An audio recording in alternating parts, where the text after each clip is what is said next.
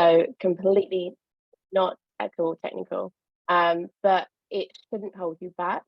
In fact, I think this variety of experience and background that you might have can give you the strength to stand out amongst other applicants in the tech world. I love that response. And you're right, that's something we tell people a lot is to look at your background and see where you have things and skills and experience that the rest of the team doesn't, because you're looking at ways that you can be a culture add to like fill gaps that they have, in their teams. So I think that is a wonderful way to look at it, is seeing what sets you apart as a strength, not as, well, I don't have this. No, you might not have that, but you do have these other things and they don't. So, I like the idea of finding finding a way to apply those skills, but also like, not letting imposter syndrome get the better of you, I guess, not letting that comparison, kind of throw you off. Veronica, what's your feelings about this? I'd say the same. In my case, I studied tourism back in my island because I'm from a very small place. Most of my experience was with customer service. And from that, I got the whole, let's say, communication skills, knowing how to be in environments with different people, different personalities, cultures, and that's something that you take to any job you go to any career path you go through. So definitely, yeah, I would say that. Great, thank you. Okay, so we had some more questions that kind of, follow the same line of thinking, asking about some of the challenges that you faced while transitioning into tech. So Veronica, why don't you get us started here? What did your transition into tech look like? What hurdles did you come across? What was your experience? For me, first was figuring out which path I wanted to take within tech, because tech is very broad, so it can be so many things, not exactly just development or Android development or anything else. So first I needed to go through that, knowing what I wanted to do. Also getting off the imposter syndrome, knowing like, okay, do I belong in this? Can I go through this? Because I didn't have many examples in my life. For example, I have a couple of friends that worked on it, on this field, but I didn't have really role models or anything. The only thing I knew was that it was a path that I could go through and have other career opportunities. Also adapting, because I come from a very specific type of work, so I'm used to different processes, different way of thinking, and here it's totally the opposite. Now I won't say the opposite, but very different from what I'm used to. So also going through the process of, okay, this is something new, it's starting from scratch basically. And while also finding offers that, coming from a non-technical background, finding offers that I could easily elope to. So during my search, I was searching, for example, for something more as in technical support, not just customer service, to go and try and see if I could easily get eloped into it. I like that. I like that you tried to, find a path that wasn't going to drive you crazy, or, throw up more barriers or take more time away from you. So I think that's wonderful advice. Helen, how do you feel about this question? What were some of the challenges that you encountered as you were trying to transition into tech? So of course I agree with everything that Veronica said as well. I felt all of those things. But also I can see in the chat there's a lot of people from education. And so one of the biggest things is the sheer amount of volume of new knowledge that you have to acquire to start this new role, especially if you've already studied something and you've become almost a master in your field in that area. The idea of, okay, now I have to do this again, but in a completely different industry, that can be quite terrifying. And also one of the things I find is sometimes there's a lack of relatable role models as well, especially when you are a woman in tech, or especially a non-white woman in tech. So that can be something that can be intimidating at first. which is why programs like Bumble Tech Academy were so important, because they help you navigate past those barriers. Yeah, I think that's wonderful, kind of a wonderful breakdown, because you're right, having that structure and that external support is massive. And I think it's very valuable and very important that we do highlight that, being a woman in tech or being a woman in a male dominated field is difficult.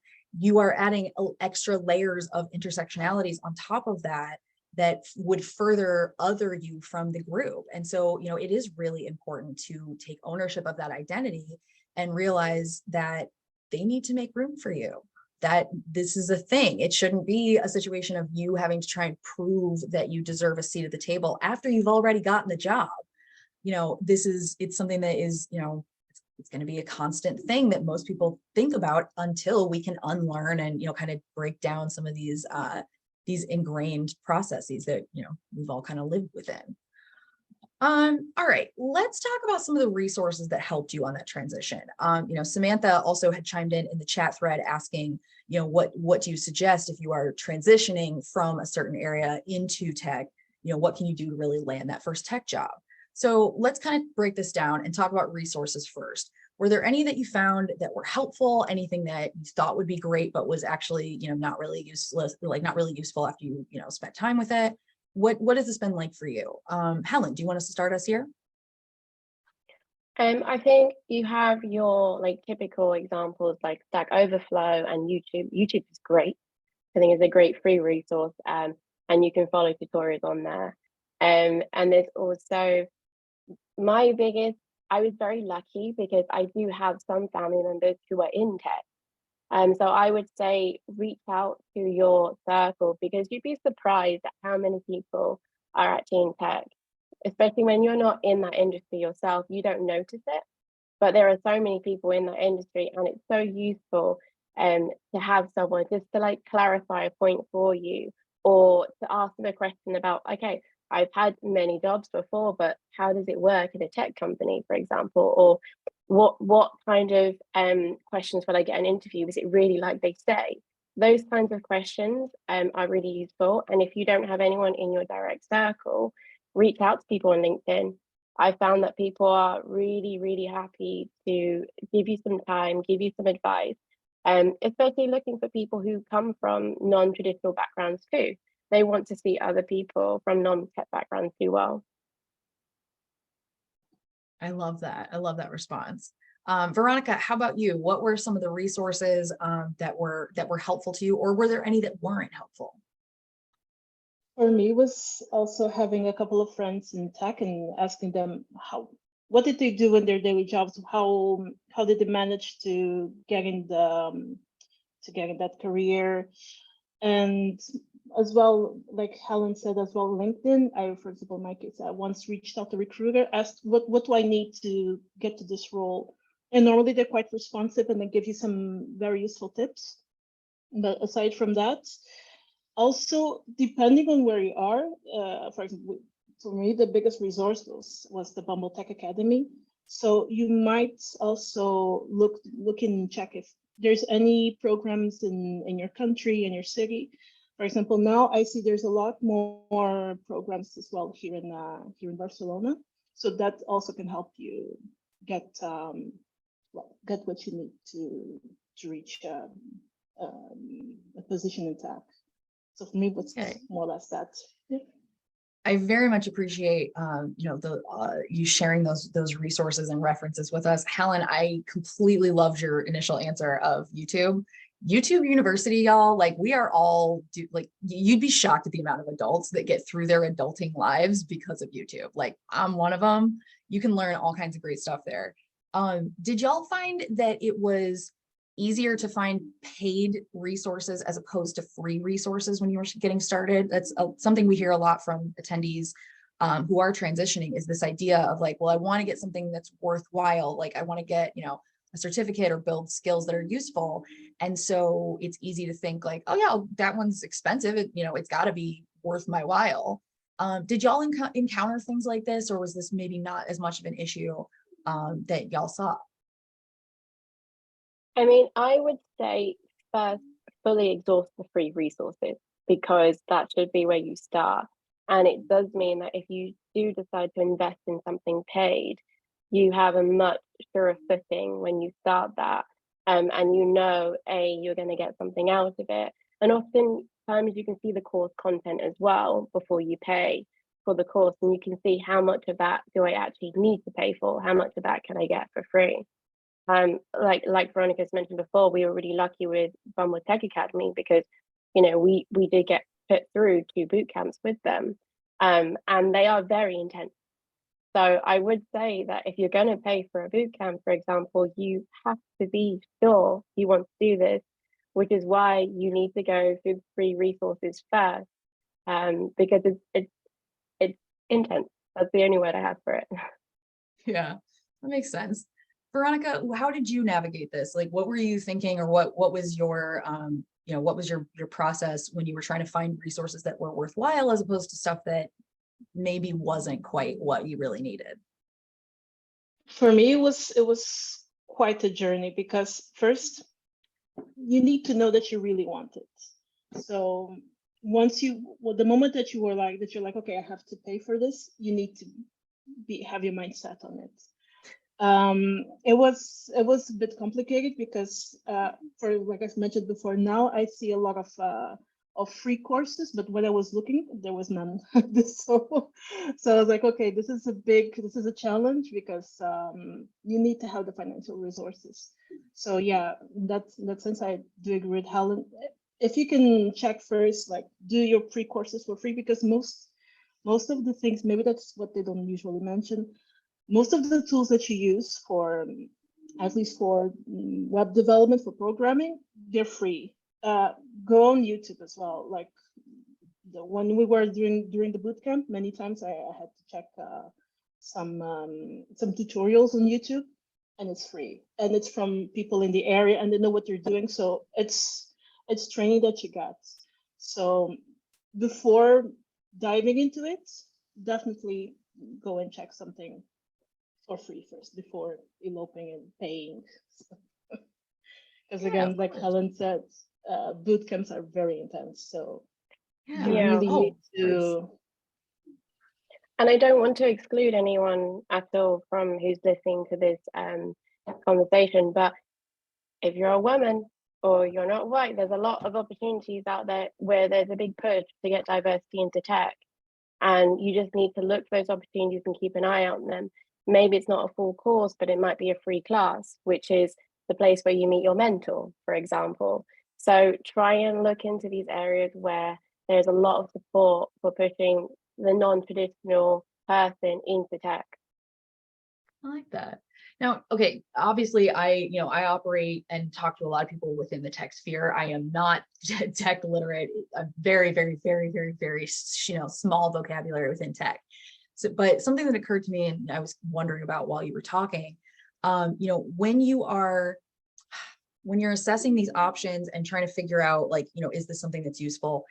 If you don't have that friend in tech that you can go to, do you have any, like, are there any specific areas where it is better to look for these kinds of opportunities? Like, is this something that you follow a couple different blogs that share this kind of information? Is it more like there's an Instagram, like an account that you like, or a hashtag to follow that people share? Maybe the community exists more like in Reddit or on, like, within Twitch or something, Discord, maybe there's something else. For somebody who is transitioning, like, and doesn't have that industry familiarity with tech, what are some of the ways to kind of dip your toe in the water to get to know what's going on? Are there any, like, I feel like periodicals is an old word. Nobody subscribes to magazines really anymore, but you know what I mean? Like, are there places that you go to kind of stay up to date on what the industry trends are? Veronica, how about you? In my case, I was very maybe traditional. I was looking into LinkedIn. So there were some companies that I already knew besides the bigger ones, Google, etc. That I was following, and I was like looking into what offers they had, what positions, and to be honest, in my case, I just Googled a bit. I didn't really follow any blogs or any specific page. for me in that during that moment was literally going through LinkedIn and following the different tech companies. I like that. Helen, how about you? Do you utilize things like LinkedIn, or are there maybe other places that you go to get to kind of stay up to date on what's going on in the industry? I think LinkedIn is a great resource if you use it in the same way you use other social media. So once you follow one company or like a group, for example, She Can Code, once you follow and you see their activity on your feed, you see who they're talking to, what they're commenting on, what they're liking, and then you can go and add that person, follow that person. And I think sometimes when you start from zero, you don't know where to look. But if you pull up one thread, you'll find that it leads to a lot of other important resources. I like that. I think that's great. Okay, Veronica, I want to go back to something you had said previously for this next question. You had talked about, don't pay money or don't put money behind education or towards learning new skills until you know that this is what you want, until you know that this is a transition you want to make. Now, a lot of people then their follow-up question is kind of like, A, how do I know? And B, do you have to know specifics of what you want to find within tech, where you want to be? Or is it enough, do you feel it's enough to just decide like, yeah, this is the world I want to be in, and then I can find my niche within there? Yeah, I'd say, yeah, definitely. Again, this is how it worked for me, obviously. In my case, I had to really think a little bit before having a specific idea, meaning I knew that I didn't want to do, for example, data scientist. It's not for me. It's not for my personality. I need something that incites my curiosity, that makes me, based on what I had experienced. For example, I like searching. I like knowing something new. I like building something. I like to believe. Sometimes in practical terms a bit more difficult, but I like to think that I have a good abstract understanding. So I was like, okay, with these skills, again, because I also think that I'm more practical, I think with these skills I can do, in this case, development, so programming. So let me dwell through there, because since tech is so broad, I believe you need to know more or less where you want to be. Once you're in, you can then go through any career path. Meaning, if you start with, in our case, we're doing Android development, so it doesn't mean that I'm going to do this for the next 20 years. At some point, you can change either languages, programming languages. You can change even, for example, you go from being a programmer to being a manager, an engineering manager, for example. So it doesn't mean that you're going to stick with whatever you choose for the rest of your career, but it's good to have an idea of how you want to enter, what you want to do for starters. So from that point on, you can do anything.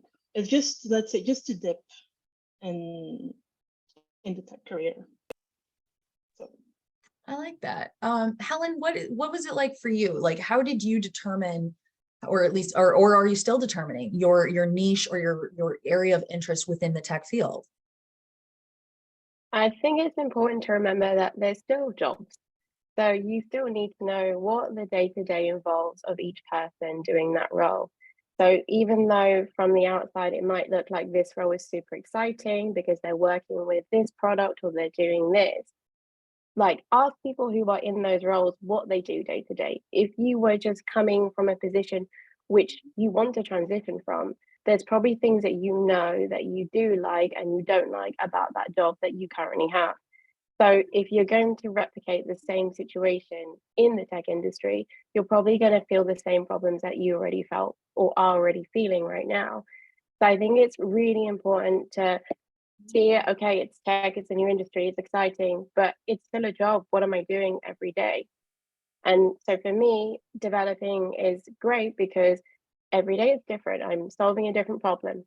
When, for example, when you're teaching, okay, you have a different class, you have a different student, but you tend to reach a point where you know what you're teaching. You've done this lesson before, you're doing the same thing. Whereas with tech, okay, you have the language and you do master that, and then you might train and do something different in the future, but the problems are unique to every day. You're going to be learning on the job every single day as well, and that's something that I was missing from teaching. I think that's wonderful. I cannot tell you, I'm loving this advice, because you're right. It kind of reminds me of the same advice that people give if you're considering moving, which is that, like, yeah, check out that location, but being on vacation there is not the same as living there, right? And so you have to kind of think that, like, yeah, if you're moving, you want to change of scenery, new pace, whatever, but you are still moving, right? You can't like really pick up and run away from everything else that's going on. And it's the same in a job, right? Because you are the constant, and you know what you like and what you don't like to do. And frankly, like, so Helen has a background in law, right? I was a law student for a year. I was a paralegal for like 6 after that. And then trying to transition to literally anything else was terrifying. And so, for me, it seemed really kind of defeatist, but like I could make a list easily of the things I didn't want in a job. The things that I did want were a lot harder to figure out because I didn't know what industry I wanted. I didn't know what to expect from, whatever new industry I went into. So I love, Helen, your advice to think about the kind of things you like and don't like. So at least that way you can say, like, okay, well, I don't like dealing with customers. I don't want to be answering phones, and I hate an open plan office. Maybe that's your, those are your 3 deal breakers or something. And at least then, baseline, you're at least looking at roles where hopefully you won't have to do those things. Veronica, have you done this in the past? Have you tried to, think about the things that you like or don't like before you make a transition? Or was that maybe less of a consideration for you in this situation? No, it was definitely a consideration. There were things that I did not want to repeat.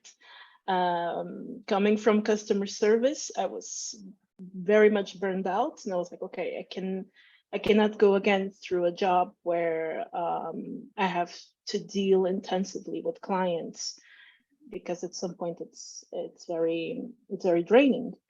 I don't want to be micromanaged on the exact time that I'm clocking in, clocking out.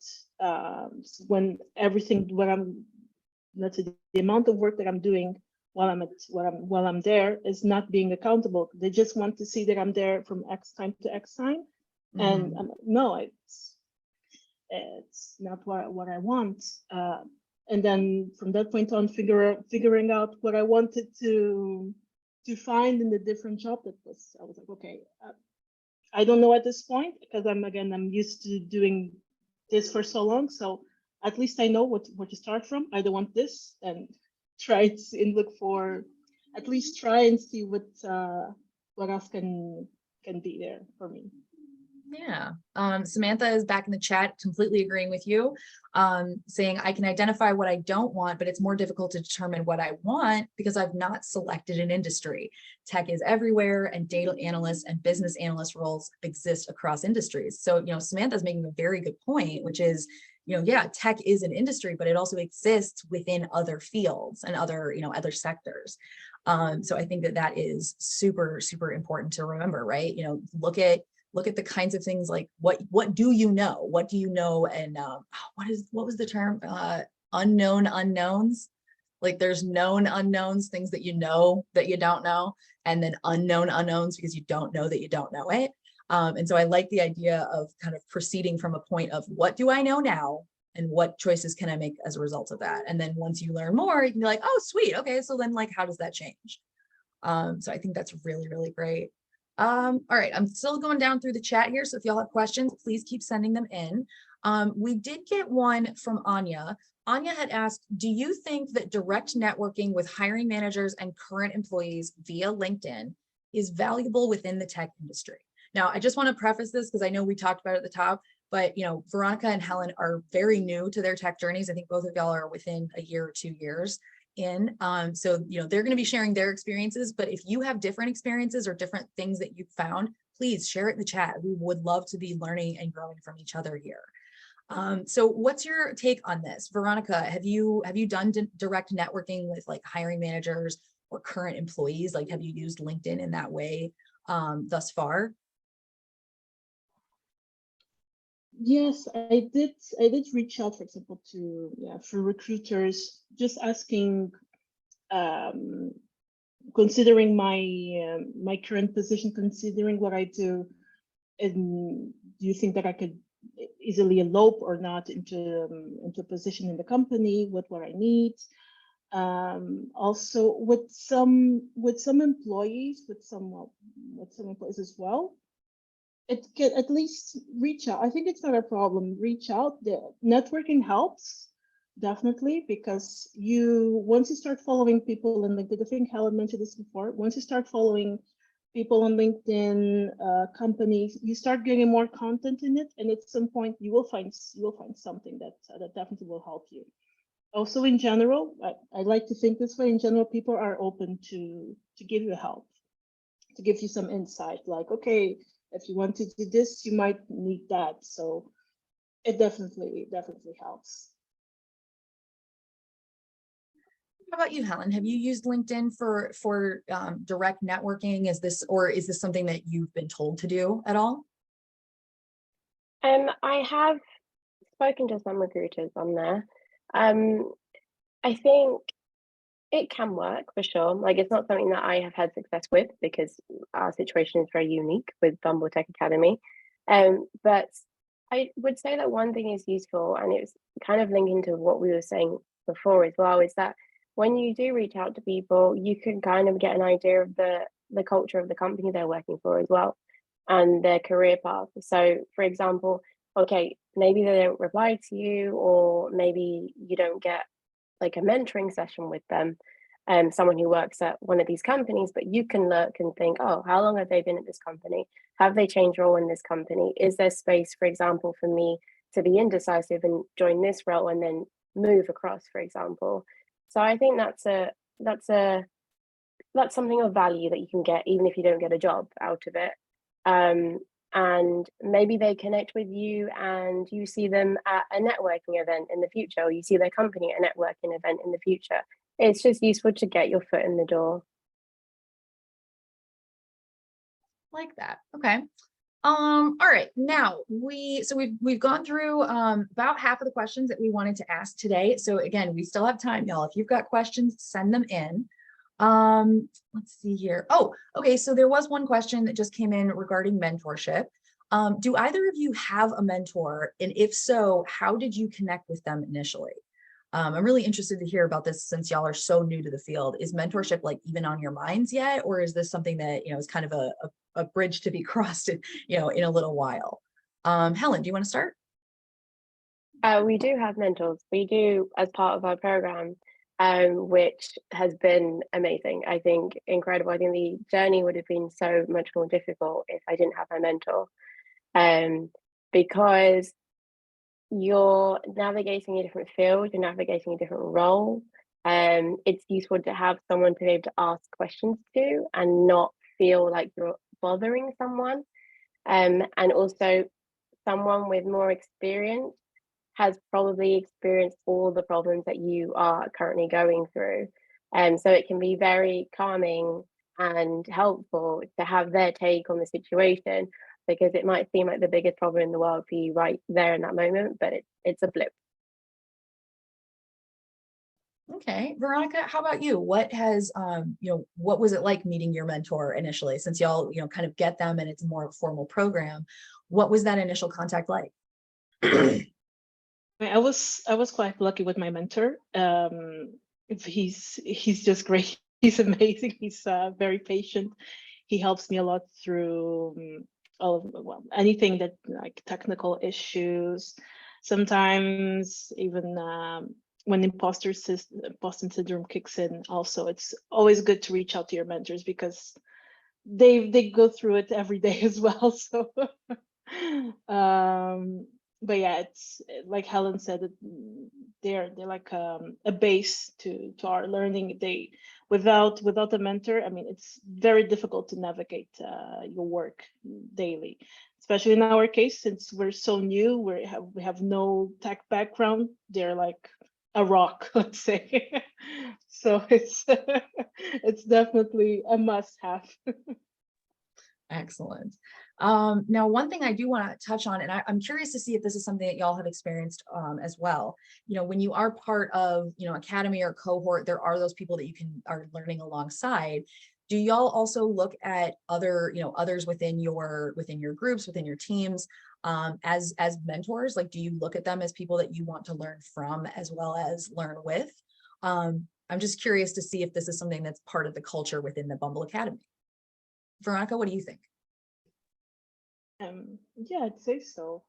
I mean, at least in my case, for example, with Helen, we used to pair a lot, and it's helpful because especially when you start from scratch, you need some kind of support. It's good to know that you can reach out to your peers. It's good to know that you can reach out not just to your mentors. And on top of all of this, we also had cheerleaders. So we had someone to just talk things through, not in the technical way, but actually go like, how is it going, the whole process, because it really helps. It really helps go to have someone within the same field, within the same situation to help us thrive.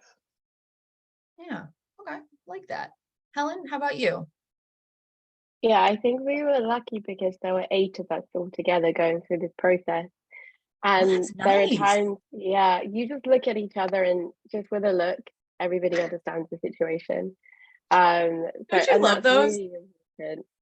I Yeah. love that. I love those relationships you build where like something's happening and you make that eye contact and you're just like, oh, we're gonna Yeah. talk about this later. Like, it's just Yeah. wonderful. I love that connection.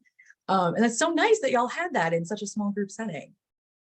Yeah, it was definitely something that helps you get through because you're getting through it with other people, going through like quite a difficult process and leaning on each other because although we all did the same program, we're all now in different teams, so you have exposure to different things and your day to day might be different from someone else's day to day.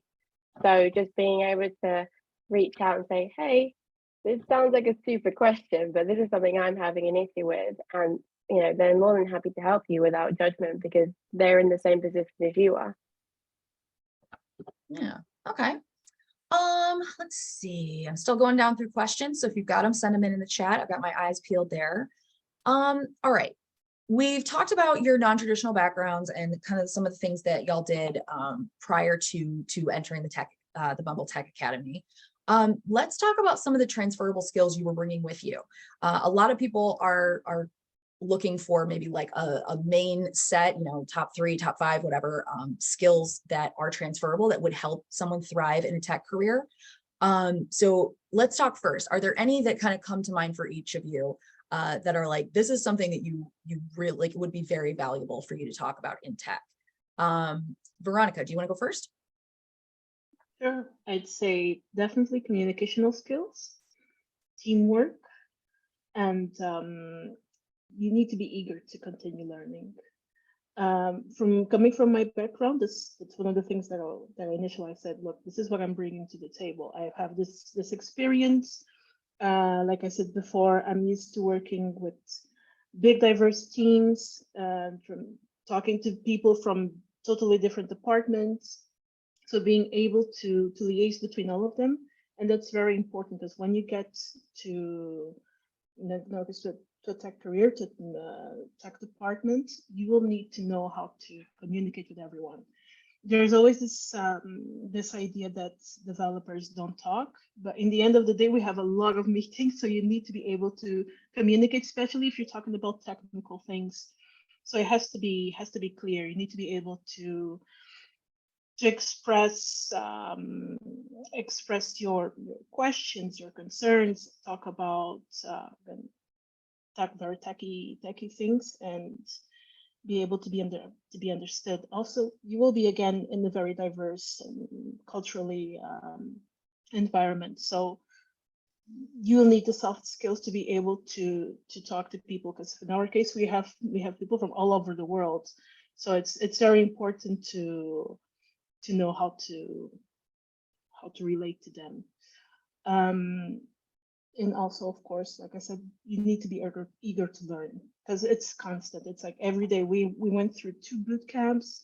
We had to do our onboarding, and we're still learning like every day. Like there's always so much to learn when you start a tech career, especially in our case in programming. There's always new things coming up, so you need to keep up the pace, and it's important to be able to do that. So definitely, I would say these three. Okay. Helen, what do you think? Are there any that you'd like to add to that list, or anything that you think was especially transferable? Like, this is a great transferable skill. If you are transitioning in and you have the skill, tell them. I definitely think communication. Like you said, if you want to work in an international company, which most tech companies are now, that's really important. But also, you're working with different stakeholders every day. You're not just working with other developers, you're working with project managers, you might be talking to design, and that ability to be able to communicate across different functions is really, really important. I would also say time management, project management skills.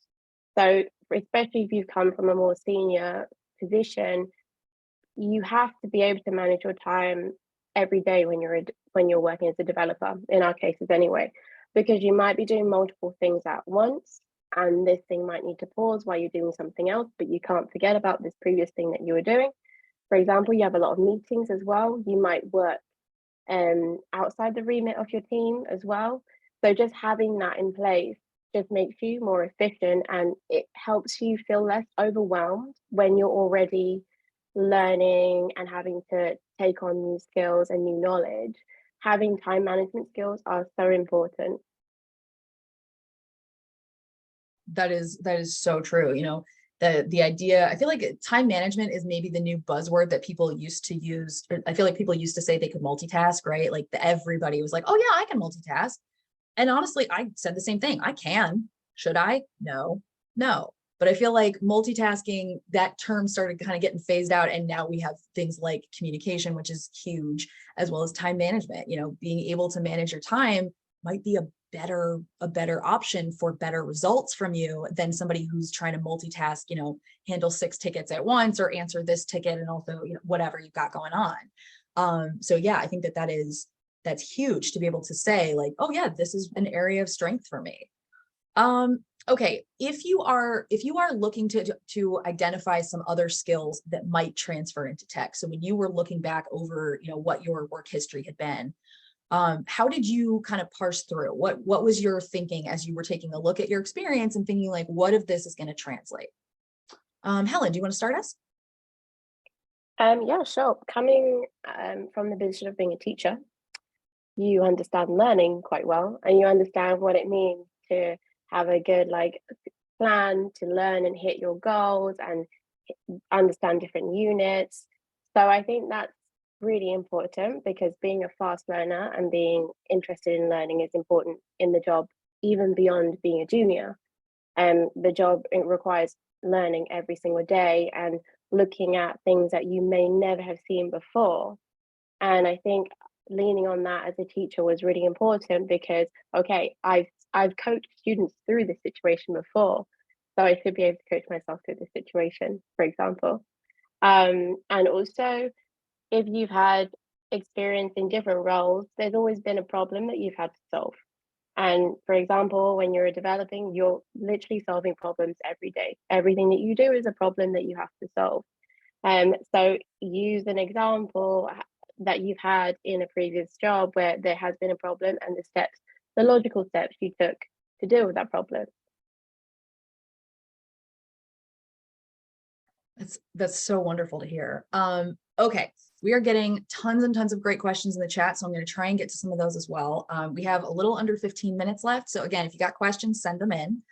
Okay, this one I thought was really interesting, and maybe I don't know if y'all will have had experience in this before, but I think it's a good question to ask. Alejandra had asked, how do you handle an age difference between teammates? Specifically for Alejandra is a 39-year-old female junior dev working along with 22 to 23-year-old guys, and that's not necessarily so easy to bond.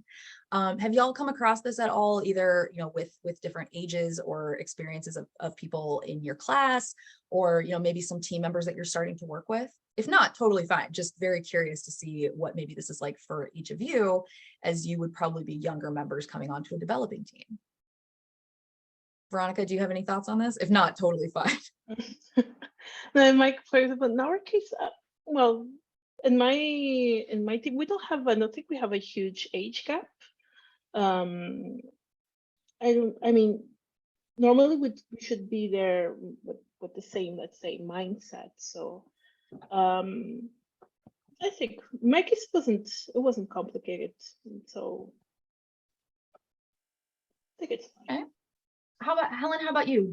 Have you felt any sort of like difference in an age gap, or have you experienced this maybe while working? I have never done it in tech, but I have done this a lot in other jobs. I think there's age gaps across all industries though. So for me, this is something that I think I've had to deal with in all my jobs.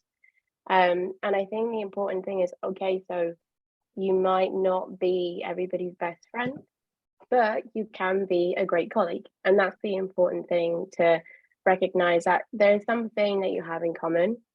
There must be something. You have to find something that you have in common, and that's it. And you can be a great colleague, and not finding your best mates in your team or in your company shouldn't put you off working in that company or that field.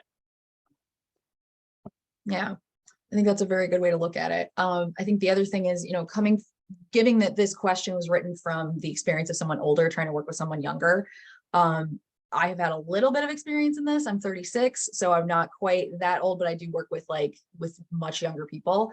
Ask a lot of questions. Ask a lot of questions and try to go with like kind of vague stuff at the start.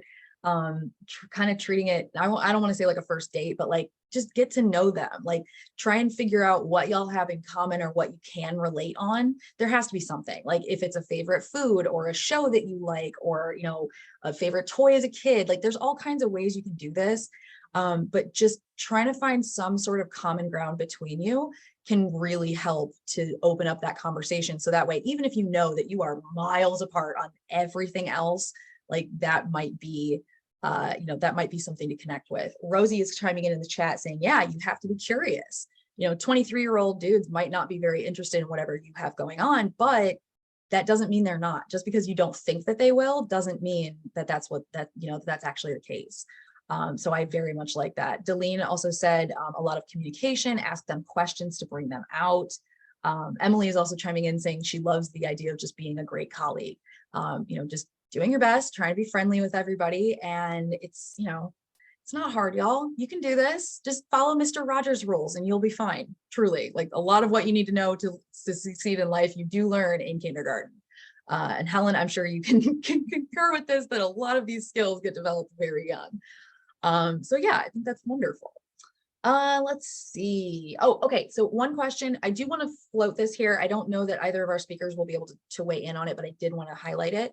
Husseini had asked some questions in the chat about about disclosing something like epilepsy in an interview setting, whether it's going to count against you or whether that might set you apart and show them that you are different in some way from the other applicants for the job.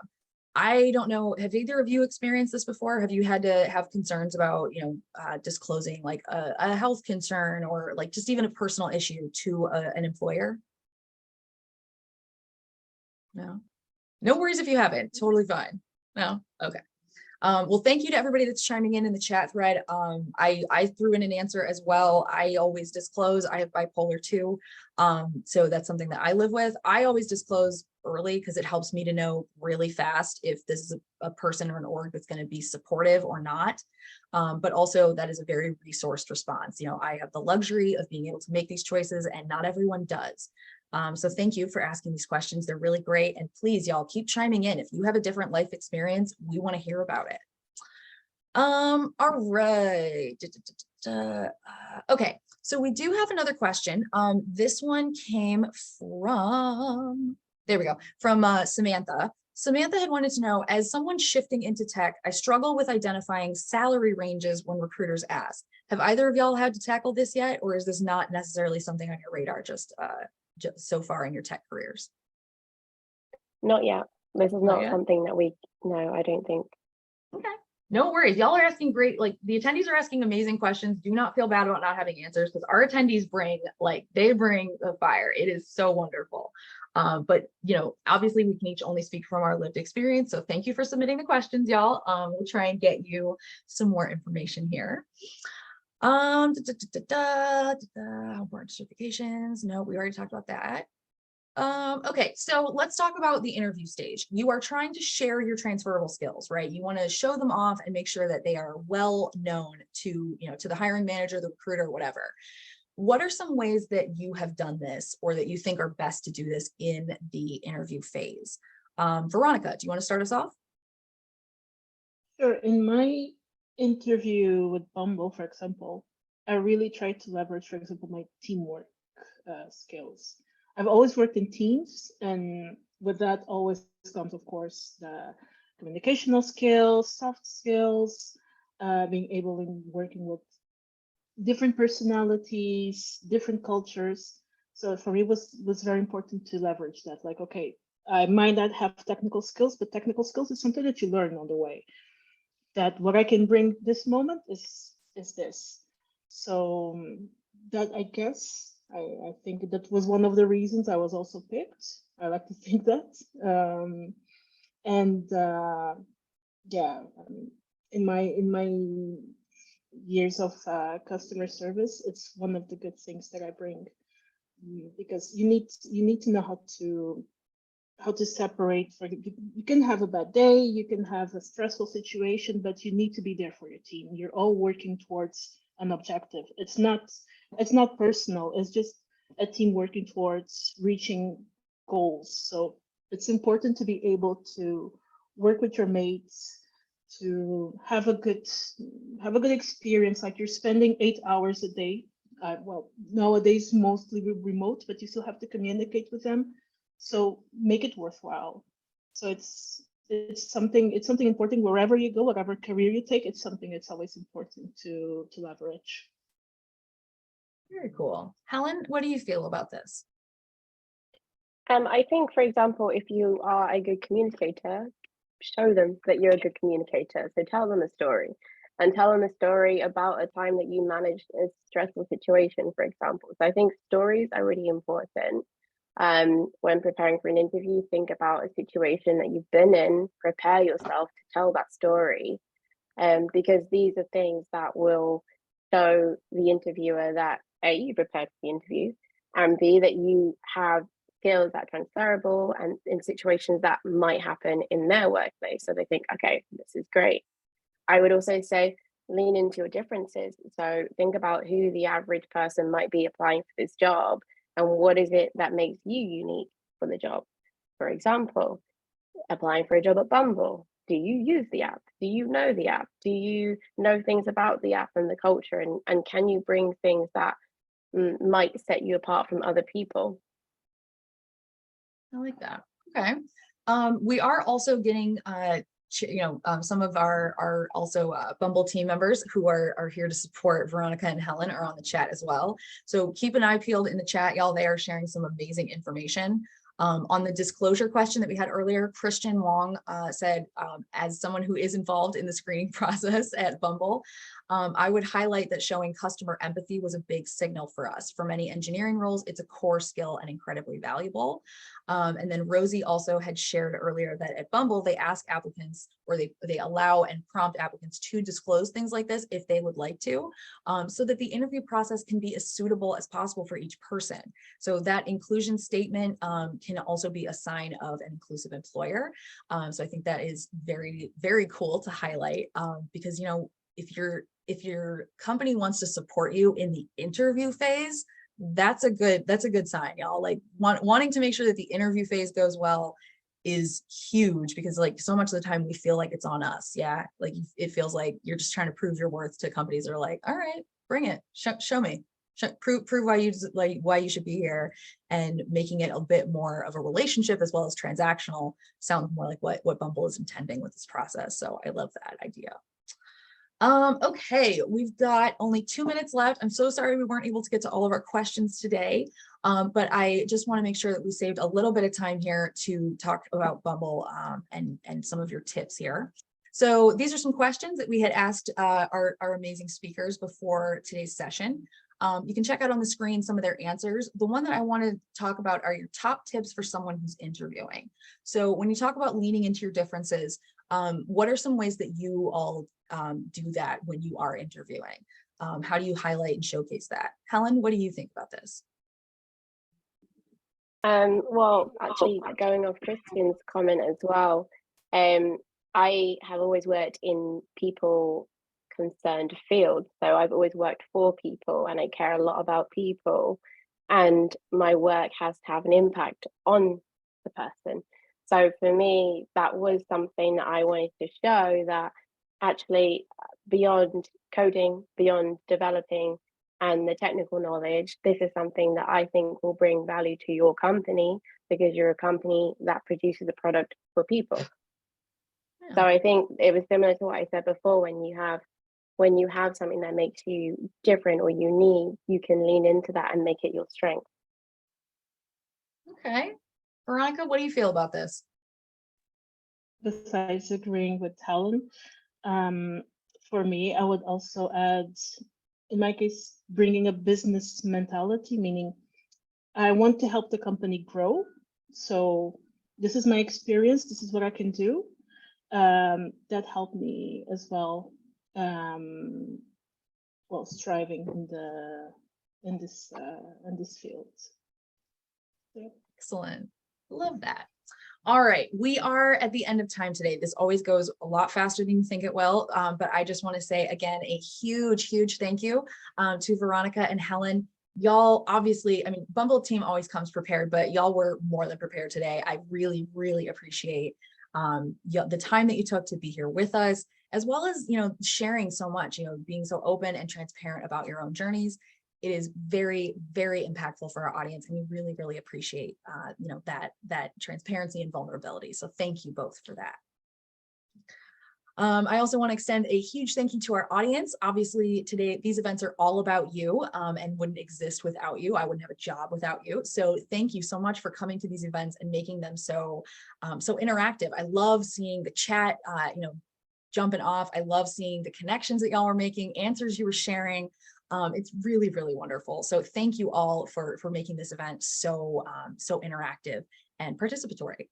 That's going to bring us to the end of our chat today, but I just want to remind y'all, we are here long after today's chat and learn ends. We want to be here for you at every stage of your career journey. So check out the links that I've shared with y'all. Don't forget to look at Bumble's page on powertofly.com. You can check out their open roles, apply right from our site. You can also click that follow button. That'll make sure that you don't miss when they have new roles posted. And it'll tell Bumble that you're interested in working with them even before you fill out a job app. So very useful tools that you can add to your job search.